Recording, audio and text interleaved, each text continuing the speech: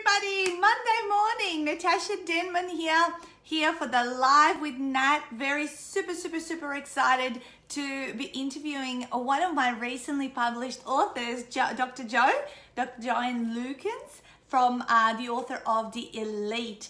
Think like an athlete, succeed like a champion. So it's very exciting to have her because she has followed the system to the T, and I really wanted her to share some of the strategies. I wanted to share about her book. I actually ended up reading Jo's book. Hang on, I'm just trying to.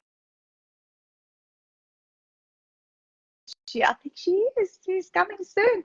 I read her book on the flight to Perth. It was a 3.5-hour flight. Hey, Jo. Hey, Nat. How are you? Oh, look at us. No techie glitches this morning. You're looking good. I'm hearing you really well. I've got my headphones here in my ears. Same. I think I'll just keep mine on. And I took my glasses off too, just so that there isn't too much glare from them. Oh, look at you. She's so organized, you guys. And you're going to hear about this as we go through the call, how important. I mean, we literally got organized in like 7 minutes. Well, we said we were going to do this today, and 5 minutes before we got on the call, we had a 7-minute chat, and we're on the call. So thank you, Jo, for being here this morning. Now, what I'm going to do, as you know, I do share this live across all my different groups. So while I'm doing that techie bit on my computer, why don't you give us your professional background? Because I know you've got so many accolades, and you were a psychologist for many years. I guess give us all those details. That I'm going to give a personal introduction, but give us that while I'm doing this. So everybody, welcome, Jo. Okay, all right.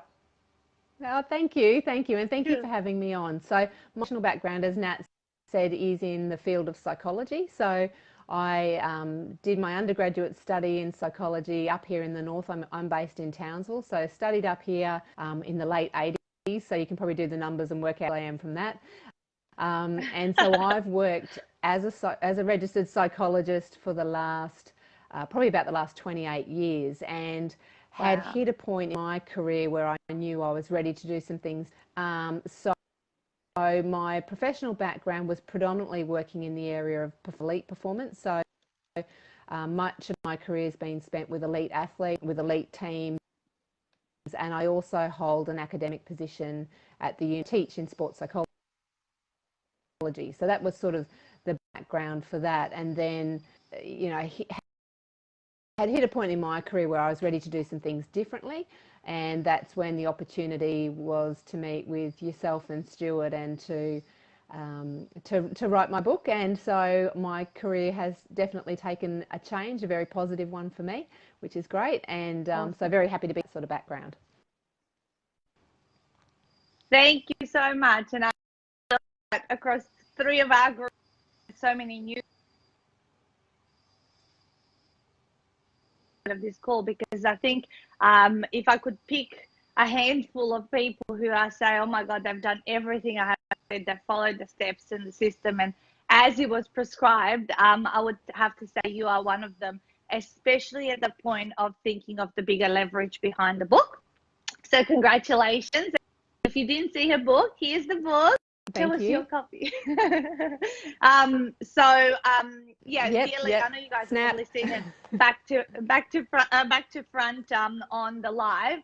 But I was telling the guys before you got on the call that I read it on a 3.5-hour flight to Perth. I actually had half an hour to spare at the end. I thought, oh my God, you know, it was just like, I thought it would take me 6 or 7 hours to read. But I finished it, and I actually was,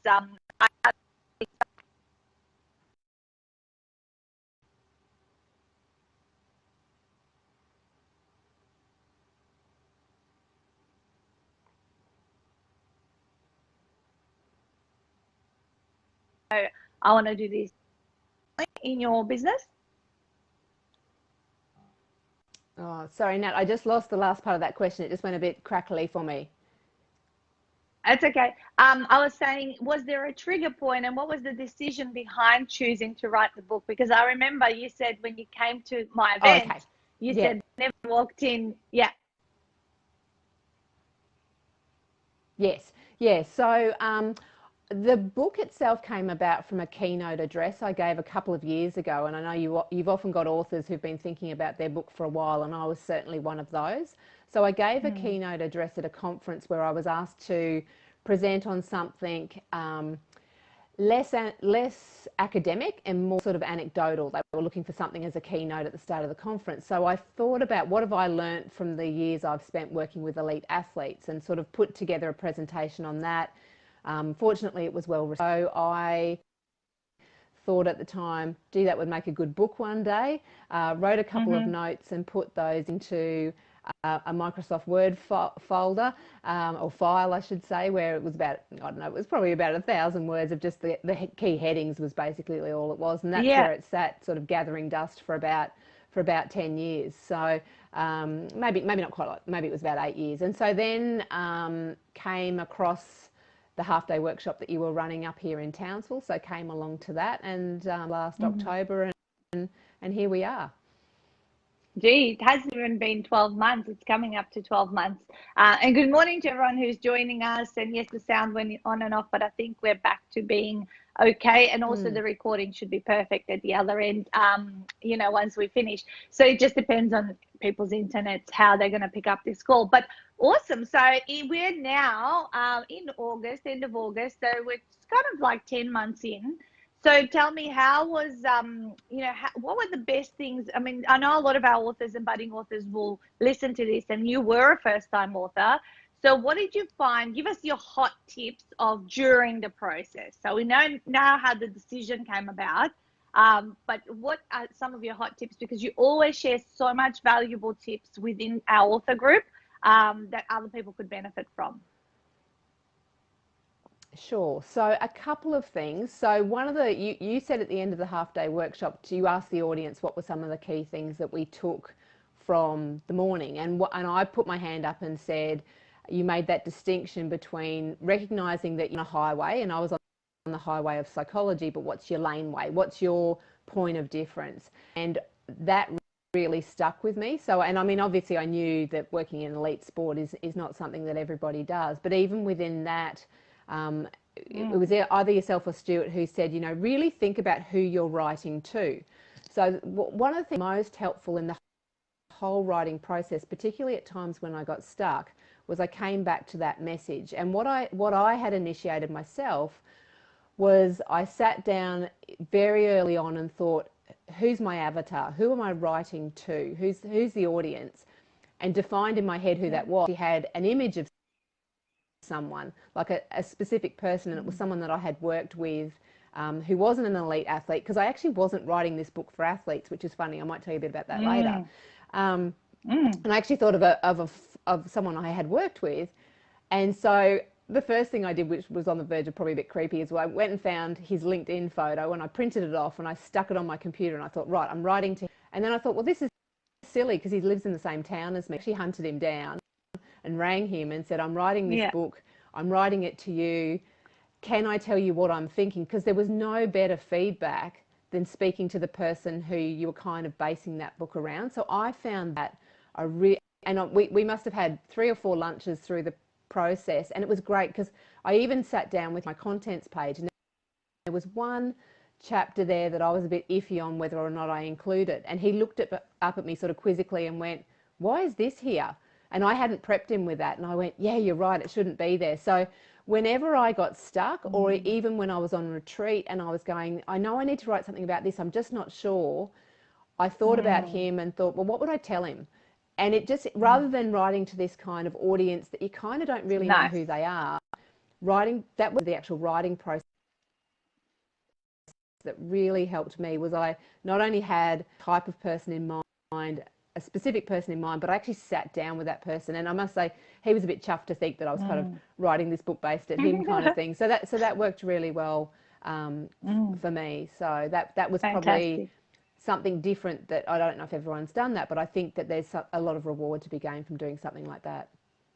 Totally. And the other way that I say it, if obviously you're writing a book, and a lot of the time we are writing the books to the past version of us. And I often hold myself in the space I was 5 or 10 years ago before I had solved the problem that I'm writing the book, that the problem that the book solves, right? Yeah. So, yep. That's right. And it's funny, exactly what the person I was writing it for said to me. He said, he actually said, oh, so this was me before I met you. And he said, but now I'm at the end of the book. And I said, yes, exactly. You are at the end of the book. So that helped him then to feel good about giving some feedback on the content too. Yeah, so you reverse engineered the steps of what you guys did together and what you covered off, and then you just kind of revised it with him to make sure that that's exactly how you remember it, rather than making up your own stuff of what you think people want. You actually went to the real ideal client, if you like, and that's so clever because so many people. Yeah, so many people hold the whole population. Everyone can get help from me and all that kind of stuff. Every female or every male or anyone with hair or whatever it is. But you do need to be highly specific. And I love that about you. You go the extra, not just 1%. I think you go the extra 10 or 20% to make them.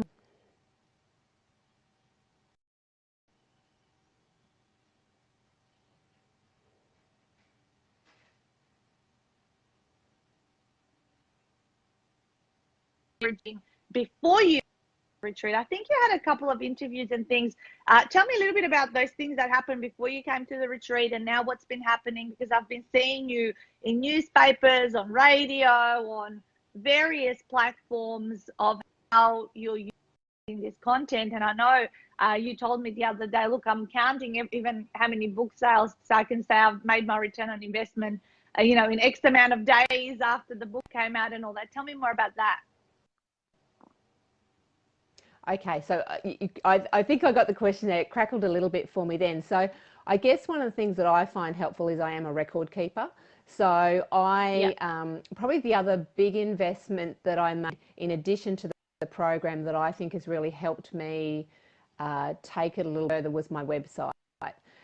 So I know lots, and I guess the thing I would say to people is you do what's within your means and so forth. And I didn't spend a lot of money on my website, but I also didn't do it at the cheapest level that you could probably do it. So what that's done is it given me capacity to have a shop, which I've never had before in my career. I now have a database, and some people are horrified when they hear this, 28 years as a psychologist, I did not have a single email in my database because I just worked off word of mouth and people would, I'd never sent newsletters, I never did any of that sort of stuff. So I've got, in addition to and I had all that set up by retreat. So that really helped.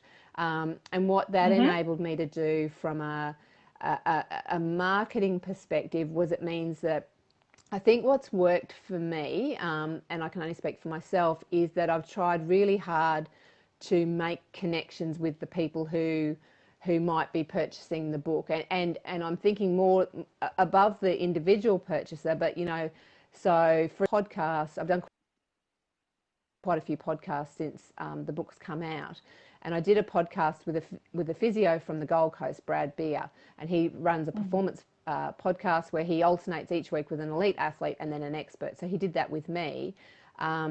His podcast goes far and wide, so that then this is just by way of a quick example. So last week I was contacted by an former elite runner from the UK who'd heard the podcast but has a health alliance business, who then, and actually it was interesting, she said basically what I'd done was I had made the implicit explicit, which what that means is she knew all these things about herself as an elite athlete but had never actually thought to put it into words. And she said what my book was put those things into words, so she wanted to share them with her. And all she said in passing is, I look forward to talking to my clients about this.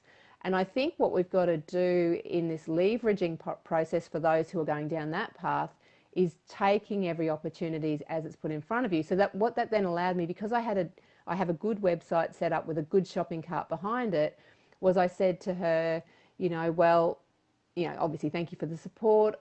I have a distributor in the UK. In the event that you would like to share physical copies of the book with your clients, here is your personal discount code. So what I did was I just halved the shipping, which obviously, knowing the Ingram Spark model, that works quite well. Yep. So, and what that does is she now has something that she can share Yep. with her clients. So, and I always make sure the discount code is not some, generic thing. It's actually the name. It's either the name of I either go with the name of their business, or I Nice. get a part of their tagline, so that they are then giving something to their clients. And Nice. I never discount the book. I only ever discount the shipping, because I don't want to discount the book itself. But Yep.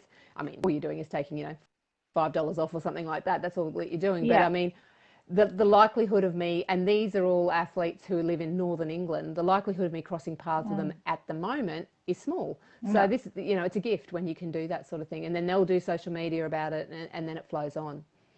Yeah, it just keeps spreading. I mean, initial just building the foundations is the hardest part. Once the I guess the word gets out, from one thing, from one opportunity, from one interview leads to another, and the word spreads. But you got to put yourself out there and win over those first few, and get comfortable yourself to be interviewed and all that kind of stuff, and have all of the back end stuff set up. Because with no back end stuff, you're Yes. not going to be able to leverage and collect people and build a database. So you've been able to you're building a database now, before you didn't. So have you built quite a few names into it? Yes, I now have this. Yeah, I have quite a large database now, and I've also been Good. quite careful as I've been building that to go, how you can set up the tags within your database, so I can at any point in time go, who's bought the paperback, who's bought the ebook, who lives in my region, who lives outside of my region, who's, there's one particular fundraiser that I've done with a soldier in Adelaide, so I know who, so it means that I can target You're market tagging them. that I'm not, doing Yeah. all the tagging, all that sort of thing. And that's only come about because I did put the time that goes into building your website. Oh, But yeah. and look, you could spend a fortune on a website, and haven't spent a fortune on the website. But that, and the other thing that I did that I think not everyone does, and it came through another strategy I'd recommend before you go to retreat, if you can, is if there is someone in your region who has written through your process, ring them up and ask them if you can take them for a coffee, and I did that with Taryn, Yep. here we go, here's Taryn's book here, Taryn's beautiful book here, Yeah. and so that was really, I mean, aside from the fact that spending any time with Taryn's always a nice thing to do, but it means that if Naomi, who's here as well, and Mel, who I sat down with as well, Mel, who went to retreat, she and I actually sat in the same half day. But Yes. then she went to retreat me. So to sit down with someone and go, what worked for you? What didn't work for you? What do you wish you'd known? All those sorts of things. Like, people are generous. So I think that's a Yep. really useful thing to do as well. And it was actually Taryn who said to me, why not pre-launch your ebook as well? So then I'm a web designer about that. So there's actually, and I'll share the link later so people can have a look at it. You can buy my ebook through my website in addition to Kindle and all the rest of it. Now, interestingly, I've sold one copy through Kindle last Thursday. Yes. And I've done nothing to promote the ebook yet. I haven't got to that. No. But I've probably sold, I don't know, maybe 40 copies through my website. And of course, what happens when you sell it through your website is it's 100% profit. It's just, it costs me $5 a month to sell it through there. But the thing that's probably even more valuable than that is that I can very easily, and I just created a little video on it yesterday to show people, I can very easily gift a copy of the ebook to people, like virtually within 4 clicks on my computer. Now, I've probably done 20 of those, but when, I had one instance where someone rang me, they were chatting to me about the book. They said, oh, I'd love to get a copy of it. And this was actually a coach, so it was actually someone who I would have given a copy to anyway. And I said, oh, and they were standing in an airport. And I said, well, have you got your phone with you or your Kindle with you? And they said, yes. And I said, well, give me your email address. And like within 30 seconds, they had a copy of the book. They were boarding on the plane, and then they stepped off the plane, rang me and said, love the book, let's do some work. So, that ability, and particularly if you're doing a podcast with someone that's not in your town, it's a very easy way to share your book. And it's the difference between doing that, which is so quick, versus packaging up a book and popping it in an envelope and posting it to someone, plus the additional costs. That was something that, again, I couldn't have done that unless I had a good website there that would back that up. Yeah, so the technology behind it is crucial. And yes, it's a ball breaker. I spent a couple of weeks, not last week, but the week before, setting up a lot of back end stuff for our plan. And like this little baby that I've just, not many people know about it. I just announced it from last week from Adelaide and Perth, but setting up the website for that, having everything ready so you can capture the sales while people are excited about it or something new, but also ongoing. You know, once you set it up, that's it. It's just tweaking afterwards. It's just that initial surge of setting up a lot of things and, you know, making sure that one step leads to the next step and all that. So talk to me about the bigger leverage and the bigger intention. So we've now just heard someone boarding a plane, read your book, and then got off the plane and wanted to do some work, which is amazing. So what kind of work are you looking for to generate, aside from book sales and ebook sales and all that kind of stuff, which is, I just kind of think that's kind of, do you want fries with that kind of question, you know, when I sell my books. It is. You know, what do you want to do more of? Is it more coaching, consulting, group facilitation? What kind of stuff are you wanting to pick up as work? So where I've developed, and that's why this was so fortuitous that it came alongside, you know, I knew I wanted to shift my career and I didn't know how. And what I'd done was many, many years of individual counselling, which is, you know, it's bread and butter work for many people in psychology. And I had done something different. So I've always done a lot of public speaking and I've always workshops. So I've always done a lot of that. But what I'm finding now is, so now my bread and butter is workshops, which is interesting because my bread and butter used to be counselling, and obviously the return on investment for that is substantially more. Yeah, and I run resilience and wellbeing trainings for the Australian Defence Force, and that is going really well as well. So the workshops are now, but it's interesting, the shift in my workshops since the book's come out. So people who've known of me, and I've been in this town for a long time, so you know, you would hope that you've got a fairly reasonable reputation by the time you've done that. But people contacted me to do work for them that haven't contacted me before. And they haven't said, you know, you wrote a book, so I've contacted you, but the conversation about the book has come very early and it's come from them. So that credibility that you talk about in your workshops is there. But you know, like 2 weeks ago, I went out to Cloncurry, which was great, going out to Cloncurry, but speaking for Destination Queensland alongside the former mayor of Christchurch and the person who runs the New Orleans Jazz Festival. So what I'm finding is I'm picking up speaking opportunities at a larger scale. The other thing that I can do now too, though, that I'm doing is workshops for clients that I've worked for a long time. I'm now, and it's about being brave in terms of how you promote yourself, but I now say to them, sure, I can run that workshop for you and here is the costing to run the workshop. Know too, though, that I can also run the workshop for you. And, you know, if I know there's 20 managers sitting there, I'll say, and if you would like 20 copies of the book to deliver to each of your managers, and you give them a bulk order price for that. And so I've probably so far, I've probably delivered 5 or 6 of those where, you know, it's 20, 25 books at a time. I've got one coming up this Thursday. And so you do get those flow-on effects. So that's probably now become the bread and butter work. So that's the step up for me in terms of the challenges of that work. And then obviously, I guess, the financial return with that. But then the next stage for me, which I've just got underway, and I haven't had really had a chance to chat to you about it yet, is what I'm now doing is the plan is to turn each of the chapters into online modules that people can do as a 20-minute program. So at the moment, I met with the designers virtually on Friday, and so the chapter of mine that seems to grab everyone's attention when they're reading the book is chapter 7, which is Embrace the Suck. Embrace the Suck. Embrace the Suck, because Embrace the Suck is all about how do you push through when it's tough. You know, what are the mental strategies you can use when you know that you've got more, but you feel like stopping? And you can think about that in a physical context or a work context or, you know, whatever it is that we're doing. So there's a lot of appeal in that. And I've done a lot of work with Army, obviously, with that kind of area as well. So stuff with them in the gym and that sort of thing. So that's now being developed into an online module that I will then be able to sell through my through my work website. But the other thing Yeah. is that company I'm doing it with, they run online training for some of the bigger name companies, so they can offer it to those companies to include as part of their service offerings. So it's a bit of a suck it and see at the moment, but the first chapter's underway. I'm hoping to have that up and ready by the end of September. That's the plan. I say that not really knowing how long these things take, but our best guesstimate at the moment is it will be then.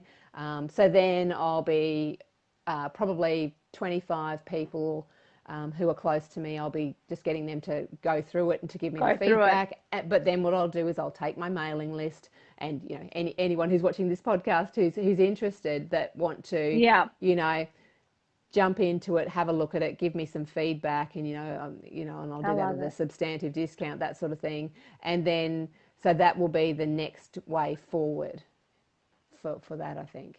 I love it. Well, speaking of embrace the suck, I think I highlighted a couple of things in that chapter, and I have 4 highlights I wanted to share out of insights from the book, and they're literally one-liners because I like to have things that I can remember really, really easily. And one of the things, I guess the line that I highlighted in that chapter is, you don't have to like it, but you do need to accept it.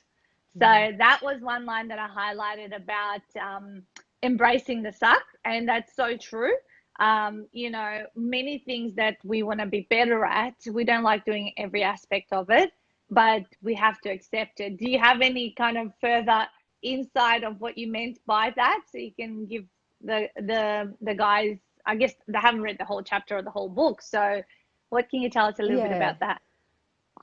Yeah, so I think that what you picked out, Nat, obviously one of the key concepts there, that when we face adversity in life, we call it an adversity because often we'd probably prefer to not go through it, you know, and whether that be a natural disaster or be something in our personal lives, or it's just, you've been working on a file all day and then all of a sudden it's disappeared and you didn't save it and you've lost it, So what happens is, if we don't hit a point of acceptance, we get stuck in a spiral where we sit there and our inside voice is much along the lines of, it's not fair, I can't believe this happened, I don't like it, that kind of almost sit down with your arms folded and not move too far, and you don't move too far. So the challenge for us when something goes wrong is that we don't have to like it, but when we can accept it, it gives us permission to move on. And that's really what that challenge is about. And if it's been something substantive in our lives, then of course you want to go through all the normal human emotions of, here in the north we had the floods earlier this year. So you don't sort of say to someone, suck it up, straight after something like that. But what you do say is, down the track, after you've been some of the challenges with that, is that you say to yourself, okay, I don't like this circumstance that I'm in right now, but I'm in this circumstance right now. So given that I'm in it, how can I accept it? Because otherwise we get caught in that sort of whole disbelief cycle, and it just really isn't helpful.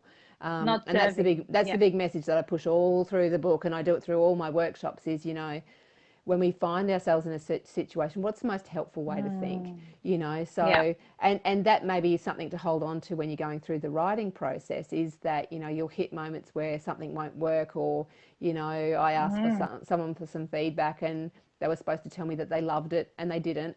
And so then I literally sat under my desk for half a day and thought I wasn't going to come out, but, but if I didn't accept it and move on from it, and I'm actually much better off for actually having had that feedback, because it was actually the Embrace the Suck chapter that, then got rewritten again.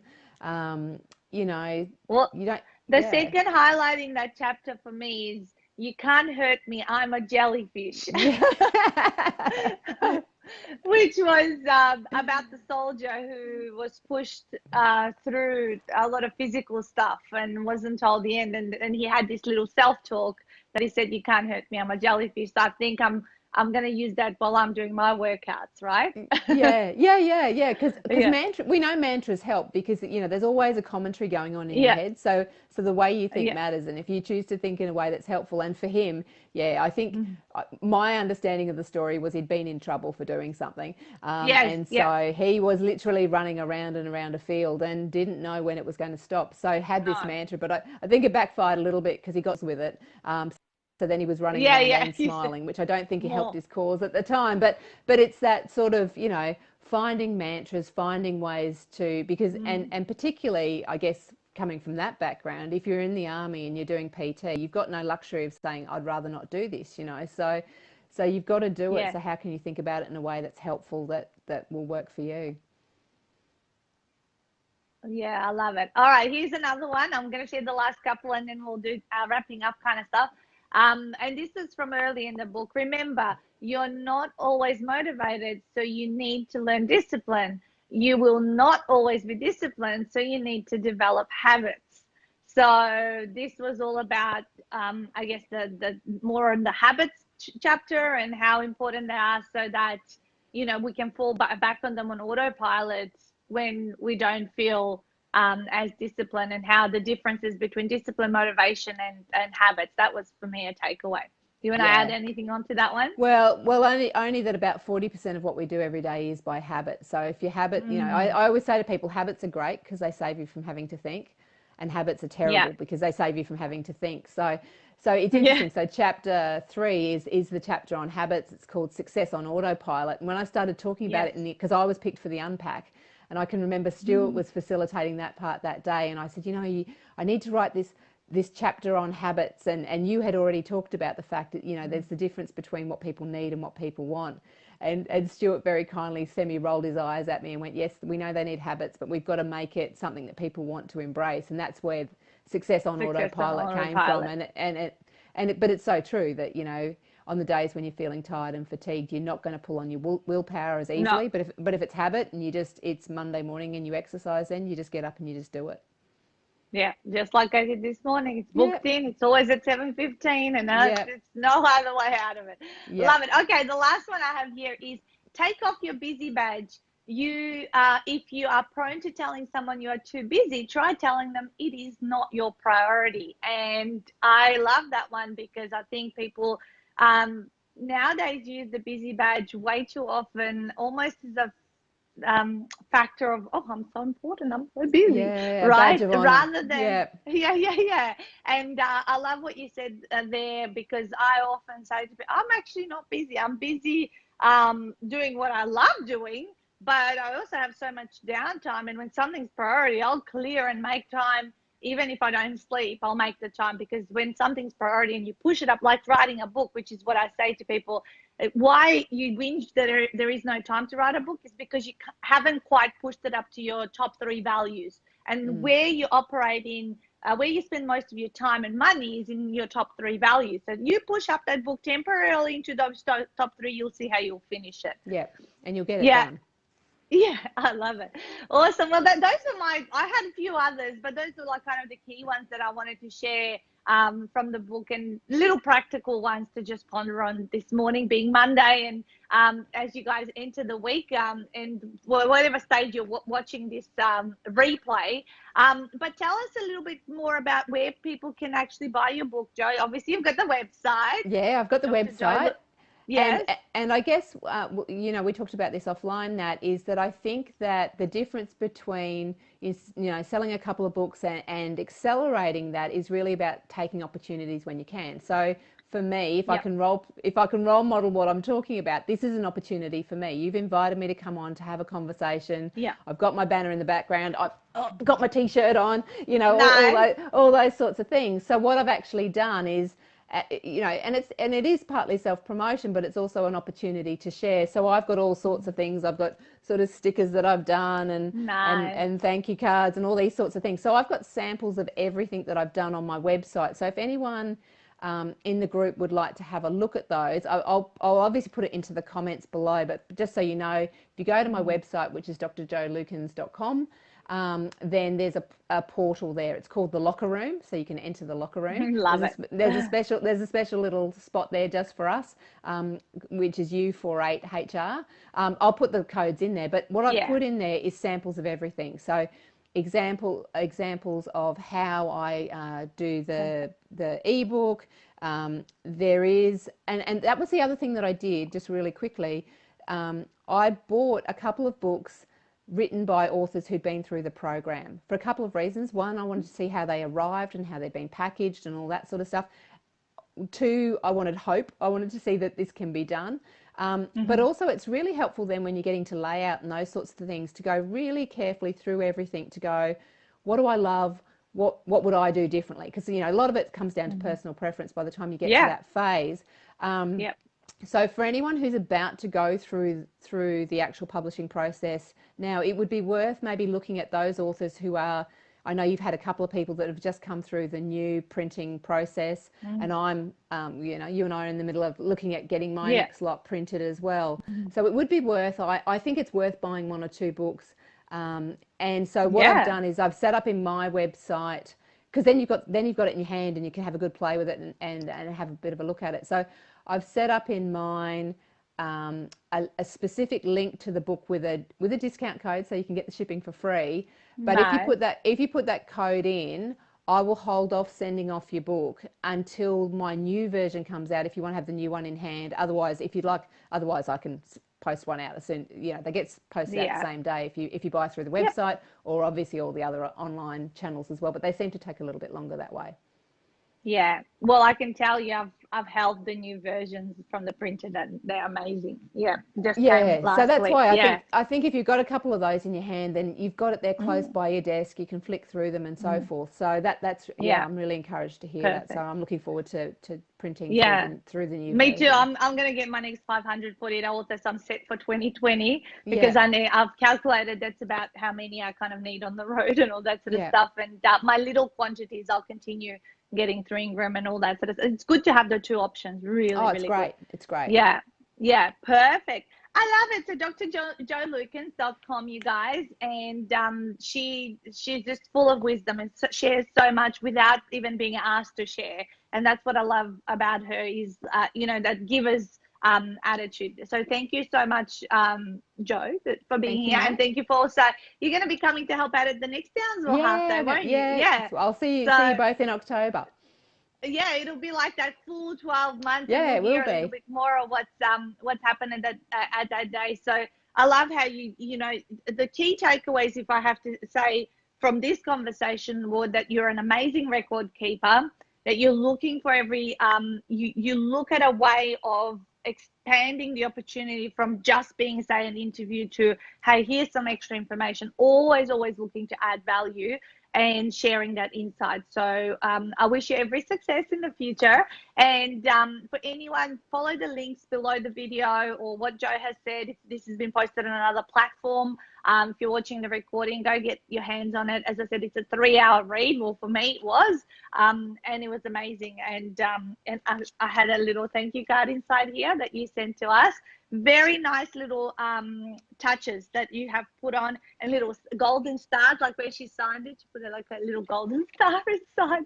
So all of those things make a big difference, and people do feel special with them. So thank you, and let's see where you are at the October event, and we might do another interview 6 or 12 months on, because it's really amazing to see you know, someone who is hustling, who is doing the work, getting her hands dirty, getting out there, and also who doesn't live in a major, massive city like, you know, like Melbourne or Sydney, or you know, you live in Townsville. So it's everything. You've figured it out. There's no excuses, and that's why you're the author of The Elite. Yeah, thank you. Thank you. Yeah. So bye, guys. Go on. Oh, I was just going to quickly say, so yeah, as long as you're doing what you're comfortable with, because there's other ways that I watch other authors do it, who they're amazing at. The people that do the lives, they so impress me, and I don't do it because they make me nervous. So anyway, you know, we've all got to find our own way. But I'm very happy if you've got a query out there and you think I can help you or offer a perspective, I'm always happy. So get in contact. Very happy to do that. I love that. Yeah, and now you've done a live, so it's not that hard, right? Oh, see, it's easy when I'm being interviewed. I'm very comfortable. Yeah. I'm very comfortable with this. It's more when you're talking to yourself. You feel like you're just talking to yourself. Correct. I need some more lessons from Taryn and Tracy. Yeah, that's right. Love it. All right, gorgeous. Have an amazing week ahead, and thank you for being with us. Bye. Have a good week, everyone. Bye-bye. See ya.